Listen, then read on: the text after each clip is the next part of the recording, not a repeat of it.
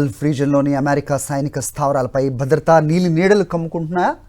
Saudi అరేబియాలోని prince సుల్తాన్ air base పై దాడి జరగడానికి ఏళ్ల ముందే అగ్రరాజ్యం అధికారులకు ముప్పు పొంచి ఉంది అని తెలుసా? గల్ఫ్ దేశాల్లోని అమెరికా స్థావరాల భద్రతపై ఉన్నతాధికారులు గతంలోనే హెచ్చరికలు చేసినట్టుగా తాజాగా కొన్ని కీలక పత్రాలు బయటపడ్డాయి.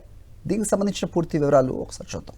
సౌదీ అరేబియాలోని ప్రిన్స్ సుల్తాన్ ఎయిర్ బేస్ పశ్చిమ దేశాల రక్షణ వ్యూహాలలో అత్యంత కీలకమైనది. అయితే ఈ బేస్ పై దాడి జరగడానికి చాలా కాలం ముందే అమెరికా రక్షణ శాఖ అధికారులు ప్రమాద ఘంటికలు మోగించినట్లు ఇప్పుడు వెల్లడవుతుంది. గల్ఫ్ ప్రాంతంలోని అమెరికా స్థావరాలు శత్రువుల డ్రోన్లు మరియు క్షిపణి దాడులకు సులువుగా గురయ్యే అవకాశం ఉందని నిపుణులు ముందే హెచ్చరించారు. ముఖ్యంగా వైమానిక రక్షణ వ్యవస్థలో ఉన్న లోపాలను అప్పట్లోనే కొందరు అధికారులు ఎత్తి చూపారు.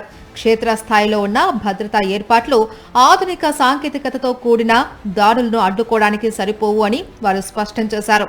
అయినప్పటికీ ఆ హెచ్చరికలను పెడచెవిన పెట్టడం వల్లే ప్రిన్స్ సుల్తాన్ బేస్ పై దాడి జరిగింది అనే విశ్లేషణలు వినిపిస్తూ ఉన్నాయి. కేవలం సౌదీ మాత్రమే కాదు, గల్ఫ్ అంతటా విస్తరించి ఉన్న అమెరికా స్థావరాలకు ఇరాన్ మద్దతు ఉన్న గ్రూపుల నుండి ముప్పు పొంచి ఉంది అని నివేదికలు చెబుతూ ఉన్నాయి.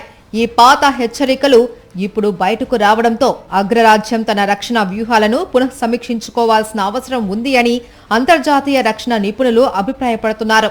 గతంలో వచ్చిన ఈ హెచ్చరికలను అమెరికా ప్రభుత్వం ఎందుకు నిర్లక్ష్యం చేసింది? ఇప్పుడు మారిన భౌగోళిక రాజకీయ పరిస్థితుల్లో గల్ఫ్ దేశాలలో ఉన్న అమెరికా సేనల రక్షణ ఎంతవరకు సురక్షితం అనేది ఇప్పుడు $1 మిలియన్ ప్రశ్నగా మారింది.